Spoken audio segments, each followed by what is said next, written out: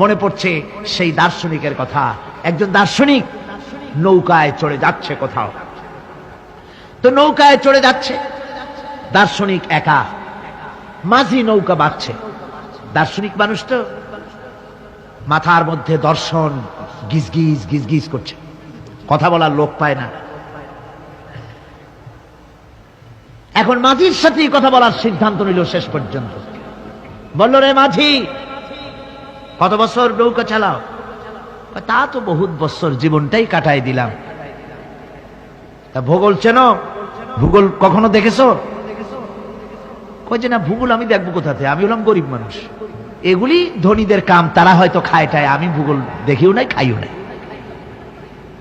বলে আশ্চর্য কথা, ভূগোল মানুষে খায় নাকি? জীবনটা তো সারা নেই, নষ্ট করে ফেলাইছে।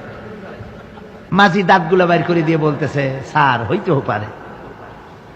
কিছুক্ষণ পর দার্শনিক বলছে, এই বেটা, দর্শন বোঝো?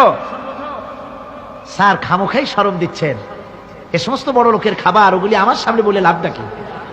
আমরা গরিব মানুষ, এগুলি আমরা কোনোদিন দেখিও নাই খাইও নাই। দার্শনিক বলছে, বেটা বেওকুফ, দর্শন মানুষে বুঝি খায়? তোর জীবন আটা নাই মিশা। মাঝি কয়, হইতেও পারে। এবার দার্শনিক বলছে, এই বেটা, কিছুই তো জানো না, খালি দাব বাইর করো, ইতিহাস চেনো? মাঝি বলছেন, স্যার এইবার একটা কথা বলছেন যেটার সাথে কিছুটার মিল আছে, আমি খাইছি। সেটা হচ্ছে, বাপ গরিব ছিলেন, কিন্তু মাঝে মধ্যে শীতের মৌসুমে পাতিহাঁস জবাই করে আমরা খাইতাম, আর বিবাহের সময় শ্বশুর বাড়ির রাজহাঁস জবাই করে খাওয়াইছিল, কিন্তু ইতিহাস তো খাই নাই, ওইটা কোথায় পাওয়া যায়? দার্শনিক বলছে, বেকুব বেটা, ইতিহাস আর পাতিহাঁস বুঝি এক? তোর জীবন তো বারো নাই মিশা। মাঝি কয়, হইতেও পারে।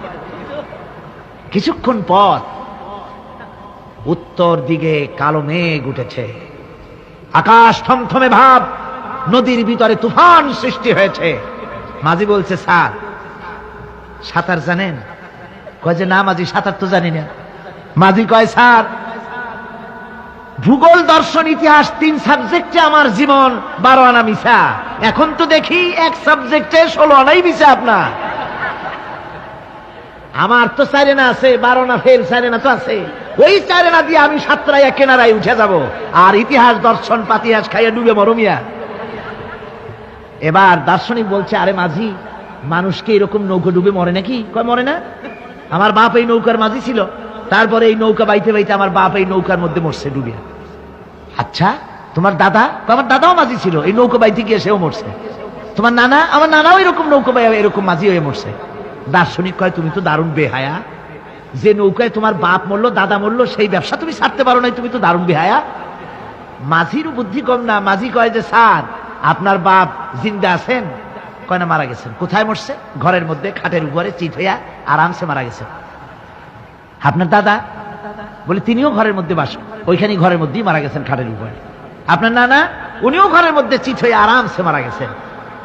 মাঝি কয় যে, আপনিও তো বেশরম কম না, যে ঘরের মধ্যে আপনার দাদা মরলো, নানা মরলো, গুষ্টি মরলো, সেই ঘরটা তো এখন আপনি সারতে পারেন নাই।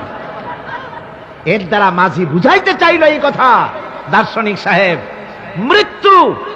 মৃত্যুর জন্য সময় হলো আসল কথা। সময় যখন এসে যাবে, সে যে জায়গায় হোক, মৃত্যু তাকে ছাড়বে না। মৃত্যু যখন আসবে, জায়গায় পৌঁছতে হবে, আর সময় যখন আসবে, এক মুহূর্ত আগে পিছু করা হবে না। মউত আসার সাথে সাথে আজরাইল তার সামনে এসে যাবে, এক মুহূর্ত বাঁচতে পারবে না।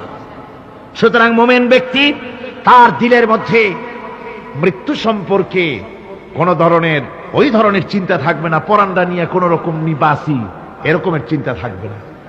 জীবন আল্লাহ দিয়েছেন, আল্লাহ নিবেন, সময় আসলে এক মুহূর্ত দেরি করা হবে না।